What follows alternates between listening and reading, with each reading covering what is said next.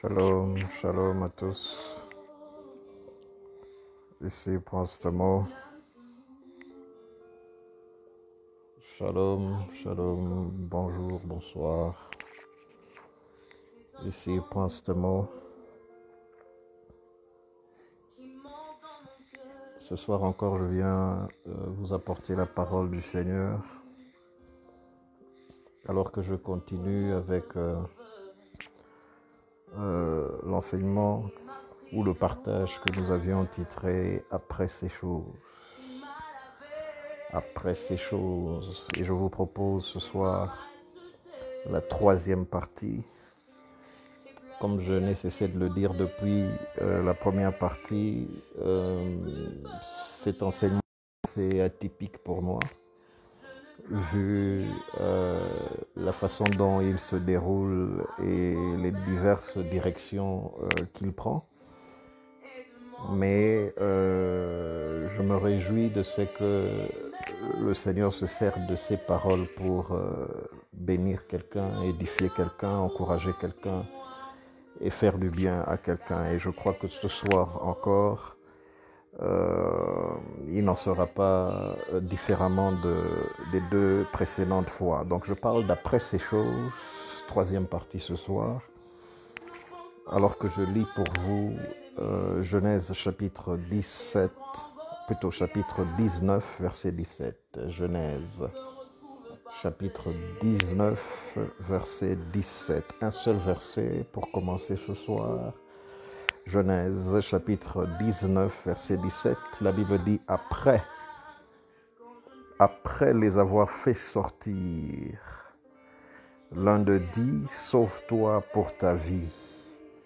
Ne regarde pas derrière toi et ne t'arrête pas dans toute la plaine. Sauve-toi vers la montagne de peur que tu ne périsses. » Je relis. Après les avoir fait sortir, l'un d'eux dit, sauve-toi pour ta vie, ne regarde pas derrière toi et ne t'arrête pas dans toute la plaine. Sauve-toi vers la montagne de peur que tu ne périsses. Je suis en train de parler d'après ces choses. Et ce soir, je parle d'après ces choses, troisième partie.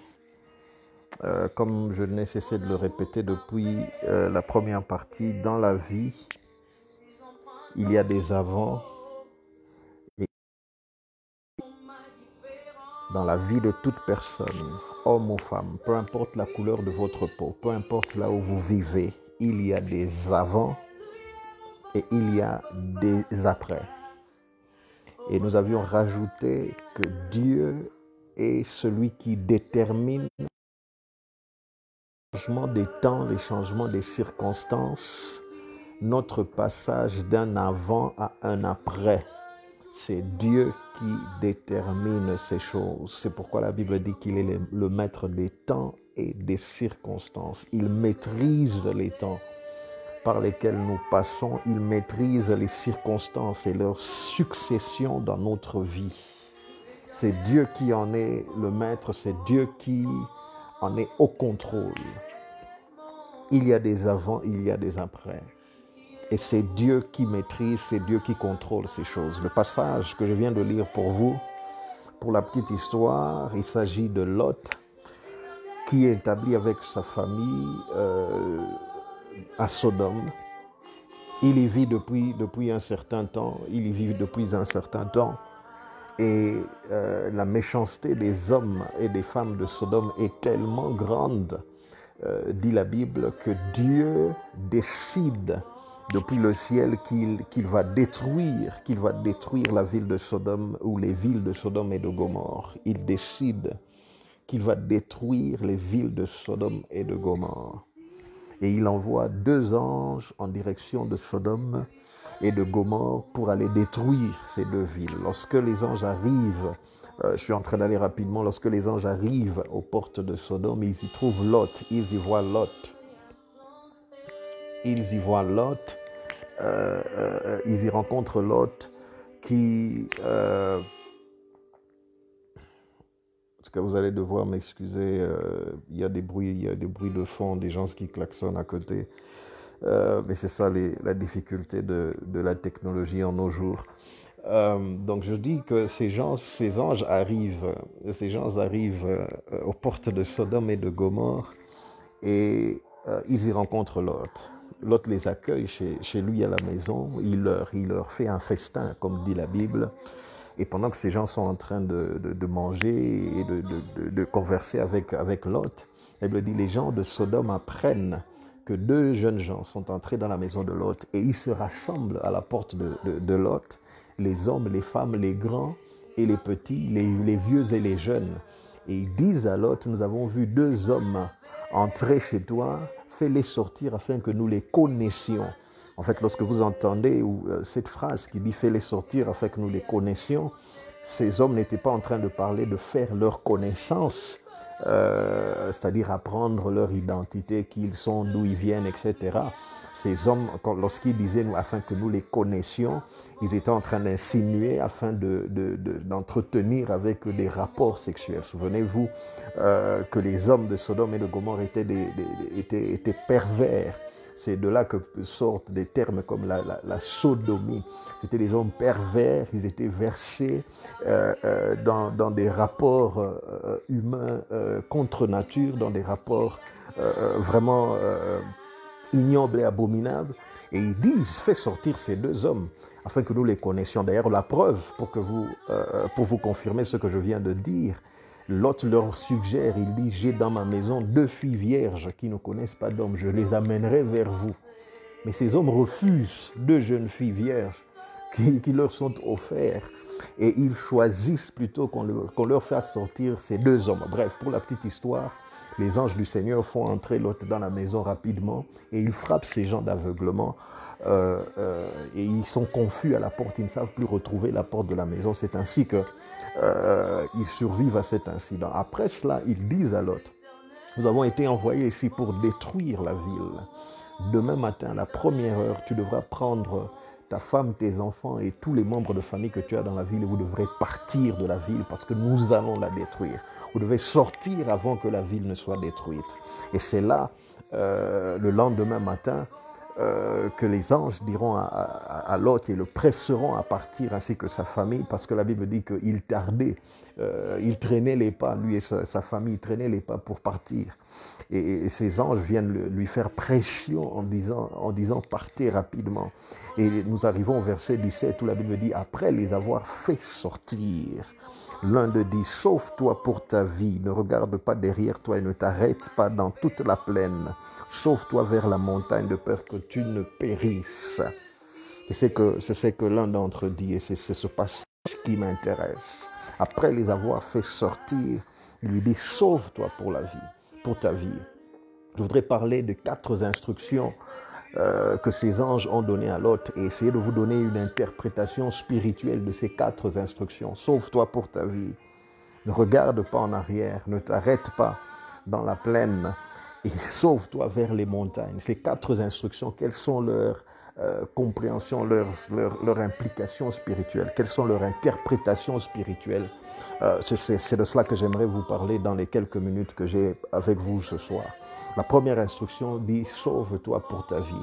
Je viens vous dire ce soir que la chose de plus grande valeur que nous avons reçue de la part du Seigneur, c'est la vie qu'il nous a donnée. La chose que Dieu valorise le plus en nous, c'est la vie qu'il nous a donnée.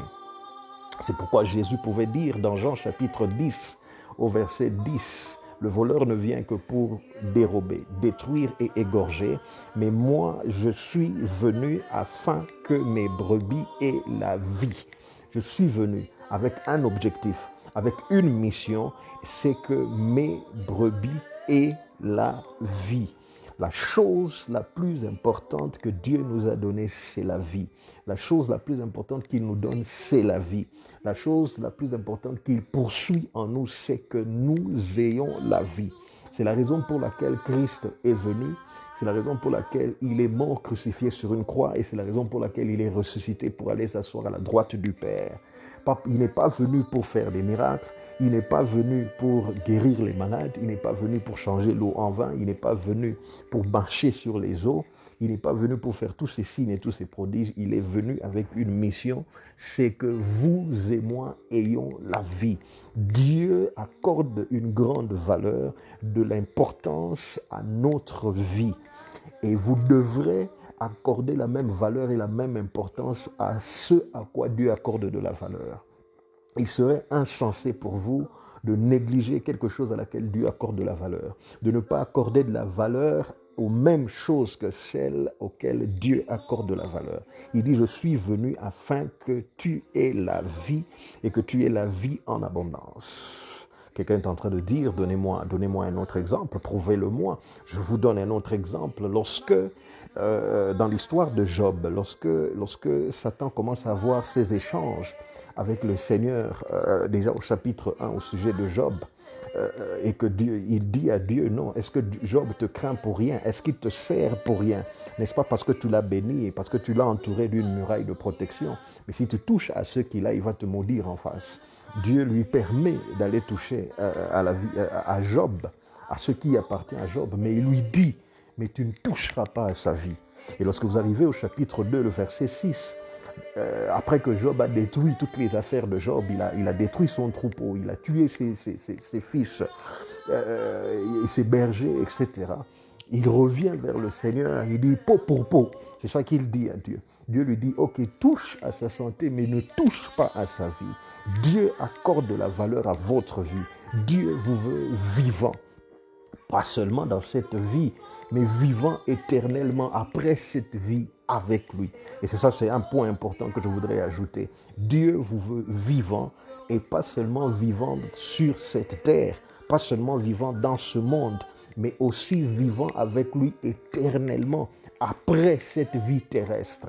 Après la vie sur terre, il vous veut vivant avec lui éternellement. Je suis venu afin que mes brebis aient la vie et qu'ils aient la vie en éternité. Alors, il y a quelque chose qui me passe par la tête pendant que je suis en train de dire ça. C'est quoi la vie? C'est quoi avoir la vie? Est-ce seulement le fait que je respire? Est-ce seulement le fait que je peux voir, que je peux parler, que je peux me mouvoir, que je peux manger, boire et faire toutes ces choses? Est-ce seulement ça, avoir la vie? Non. Revenons au départ. Revenons dans le livre de Genèse. Le livre de Genèse, après que Dieu a créé Adam et Ève et qu'il a soufflé en eux un souffle de vie, il leur donne une instruction en disant, vous mangerez de toutes les plantes qui existent dans le jardin, mais de l'arbre de la connaissance du bien et du mal, vous ne toucherez pas parce que tu mourras. Il dit, en d'autres termes, le jour où tu y toucheras, tu perdras la vie. Mais je suis surpris, lorsque vous arrivez au chapitre 3, lisez le chapitre 3 tout entier, le serpent vient, il commence à converser avec la femme. Dieu a-t-il réellement dit que vous ne pouvez pas manger de tous les arbres qui sont dans les jardins? Il dit non, Dieu nous a dit que nous pouvons manger de tous les arbres, excepté de l'arbre de la connaissance du bien et du mal, parce que le jour où nous en mangerons, nous mourrons. Satan lui dit non, vous ne mourrez pas. Et il y a cet échange, vous connaissez la suite de l'histoire, ce n'est pas vraiment ça qui m'intéresse. L'homme et la femme mangent l'arbre de la connaissance, le fruit de l'arbre de la connaissance du bien et du mal. Mais je suis surpris, ils ne meurent pas comme nous le savons. Ces gens continuent à vivre, la preuve qu'ils sont encore vivants. La Bible dit, ils constatent qu'ils sont nus.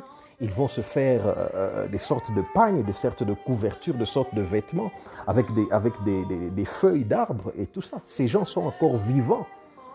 Mais en réalité, la mort qu'ils ont connue n'est pas une mort physique, mais une mort spirituelle qui s'est manifestée dans le fait qu'après cela, Dieu les a chassés de sa présence.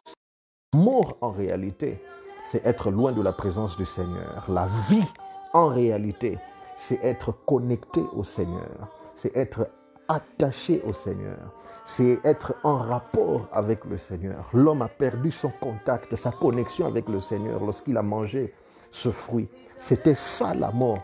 La mort spirituelle, c'est être détaché, être déconnecté de Dieu. Et la vie spirituelle, c'est être reconnecté à Dieu. Et je dis la chose la plus importante que Dieu vous a donné, c'est la vie, c'est-à-dire votre connexion avec lui. Je vais rapidement parce que mon temps est en train de filer. La deuxième instruction que ces anges donnent à Lot et à sa famille, il leur dit, ne regarde pas en arrière. Écoutez, lorsque Dieu vous délivre d'une situation, lorsque Dieu vous délivre d'un danger, lorsque Dieu vous délivre du trouble, vous ne devrez pas regarder en arrière. Lorsqu'il vous délivre du péché, il vous délivre d'une mauvaise habitude, d'un mauvais caractère, vous ne devrez pas regarder en arrière.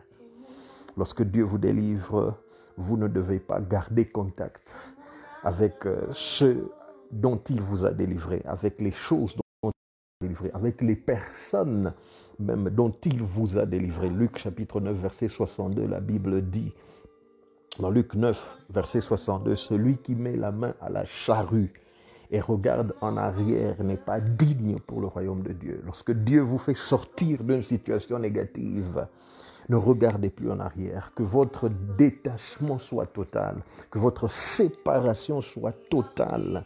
Il dit, ne regarde pas en arrière. Celui qui regarde en arrière sera tenté de retourner en arrière. Celui qui regarde en arrière va retourner en arrière. Ne regarde pas en arrière. Lorsque Dieu te délivre, lorsqu'il te fait sortir du trouble, des difficultés, des problèmes dans lesquels tu te retrouvais, et même des erreurs que tu avais commises, lorsque Dieu t'en délivre, il te délivre d'une addiction, addiction à l'alcool, addiction au tabac, addiction à je ne sais quoi. Lorsque Dieu t'en délivre, ne regarde pas en arrière. Ne viens pas flirter avec les choses dont Dieu t'a délivré. Ne retourne pas flirter avec les choses dont Dieu t'a délivré. Hébreux chapitre 11 parle d'un groupe de personnes. Hébreux 11, 14 à 15. Il dit, ceux qui parlent ainsi montrent qu'ils cherchent une patrie. S'ils avaient eu en vue celle d'où ils étaient sortis, ils auraient eu le temps d'y retourner. S'ils avaient eu en vue celle d'où ils étaient sortis, ils auraient eu le temps d'y retourner. Lorsque tu as en vue les choses dont tu es sorti, tu auras le temps d'y retourner. Tu auras l'opportunité d'y retourner. Tu auras même l'envie d'y retourner. Tu auras la tentation d'y retourner. Ce qui s'est passé, vous connaissez l'histoire. Lorsqu'ils ont commencé à sortir, la Bible dit que la femme de Lot a regardé en arrière. Et c'est là que sa vie s'est arrêtée. Elle est devenue une statuette de sel. Qu'est-ce que je suis en train de dire? Lorsque Dieu te délivre, ne regarde plus en arrière. Détache-toi, déconnecte-toi complètement. Sépare-toi de toute mauvaise influence. Sépare-toi de tout ce qui te rappelle les choses dont Dieu t'a délivré. Tout ce qui te ramène dans les choses dont Dieu t'a délivré. Sépare-toi.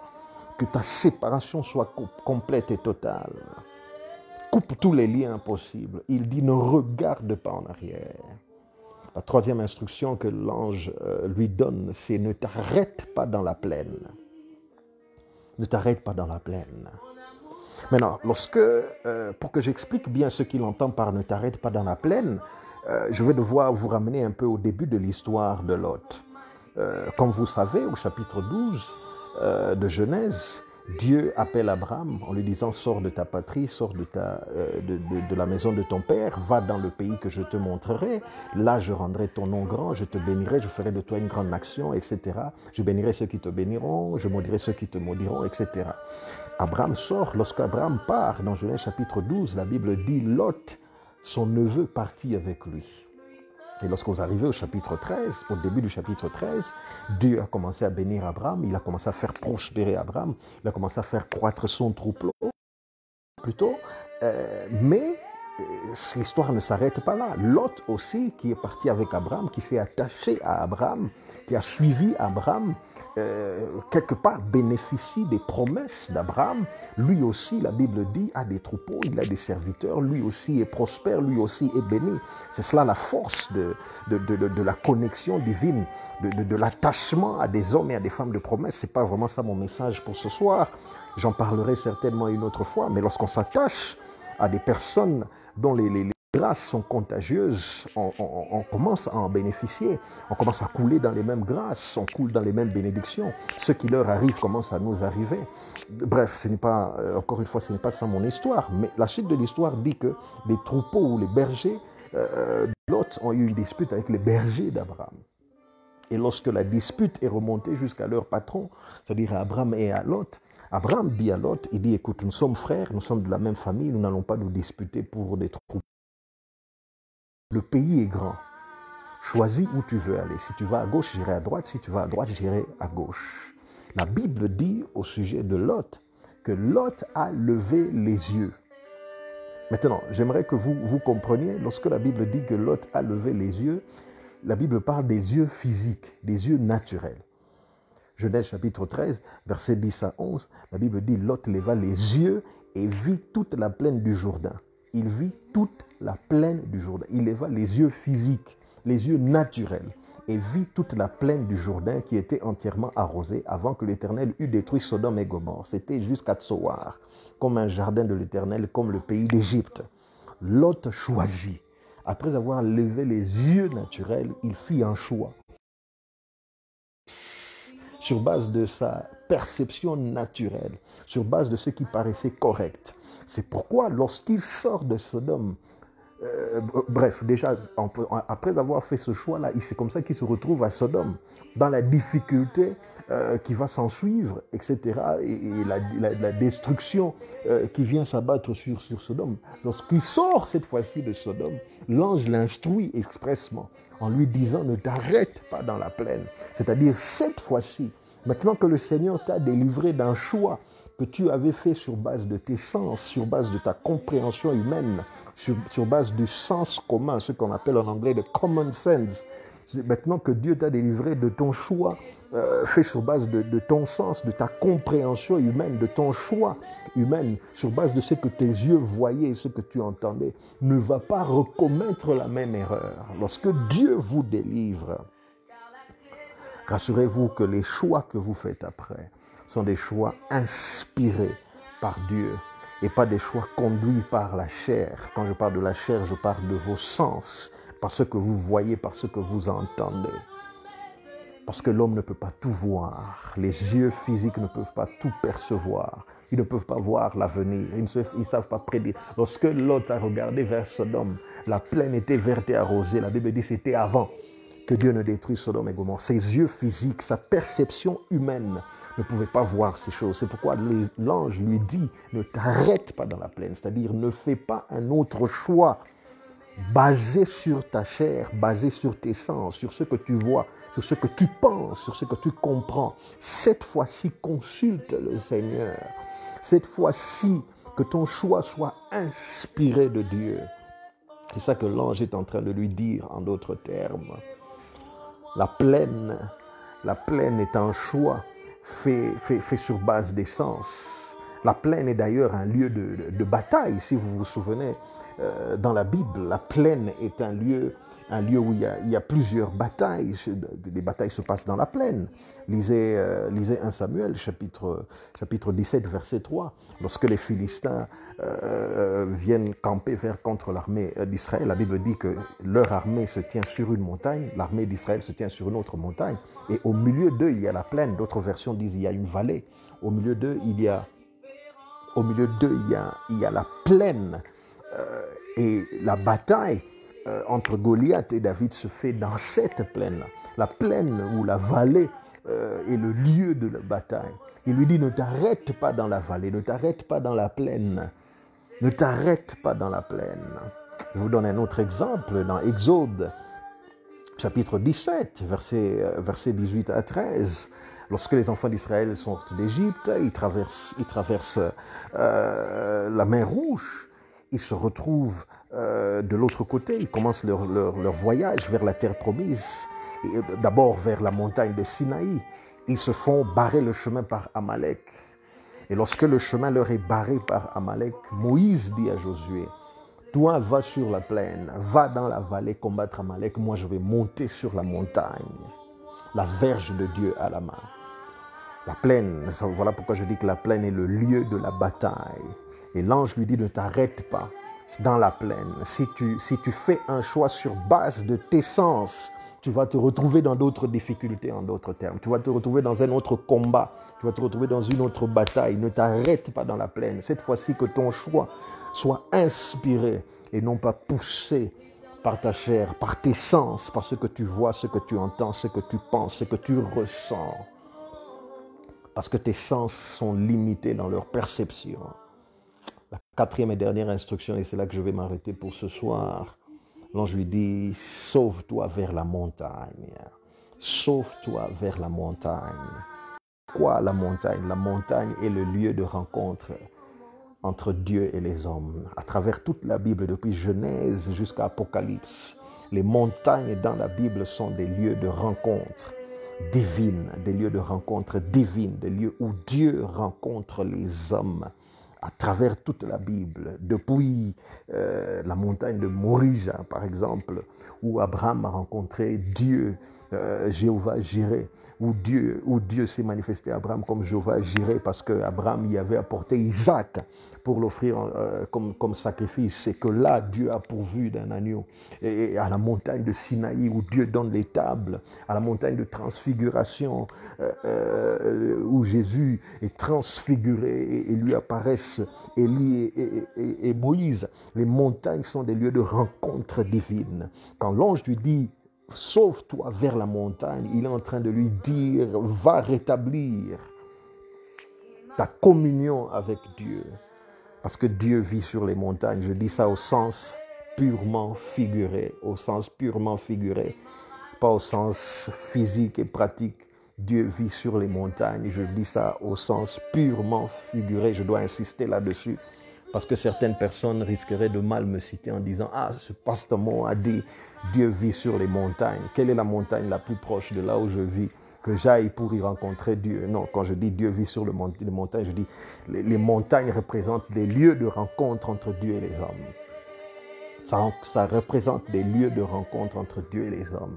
Des lieux de rencontre, des lieux de communion entre Dieu et les hommes. Lorsque vous lisez l'histoire de Moïse, par exemple, et de Dieu sur la montagne de Sinaï, Moïse entrait dans la montagne de Sinaï et il restait dans la communion du Seigneur. Il conversait avec le Seigneur, il passait du temps dans la communion du Seigneur pendant 40 jours et Dieu lui donnait des instructions, lui remettait des tables de la loi. C'est le lieu de la communion. Lorsqu'il lui dit fuis vers la montagne, il lui dit retourne dans le lieu de la communion avec le Seigneur. Et c'est cela ce que je viens vous dire ce soir. Retournez dans le lieu de la communion avec le Seigneur. Retournez, restaurez votre connexion au Seigneur, restaurez votre attache au Seigneur. Ce soir, restaurez votre attache au Seigneur. Restaurez votre attache, restaurez votre communion, restaurez votre relation avec Dieu. Il dit, cours vers les montagnes. Cours vers les montagnes. Parce que Dieu, encore une fois, vit sur les montagnes. Bien-aimé, c'est là que je m'arrête pour ce soir. J'étais en train de parler de après ces choses. Après ces choses. Troisième partie, j'espère que vous avez été bénis. Rejouez ce message si vous en avez besoin. Partagez-le avec quelqu'un. Partagez-le avec quelqu'un qui sera certainement béni, qui sera encouragé par ce message. Je vous donne rendez-vous très prochainement en ligne pour un autre partage, pour un autre temps de partage. D'ici là, que le Seigneur vous bénisse. Merci d'avoir été avec moi en ligne ce soir. Évangéliste Arsène, merci d'avoir été en ligne avec moi ce soir. Pasteur El Kouri, merci. Merci Célipa, je te vois en ligne. Que Dieu te bénisse. Merci Amédée, que Dieu vous bénisse. Merci à vous tous qui avez été en ligne avec moi ce soir. Que le Seigneur vous garde, qu'il vous bénisse. Je vous donne rendez-vous très bientôt. D'ici là, la paix chez vous. Bonsoir.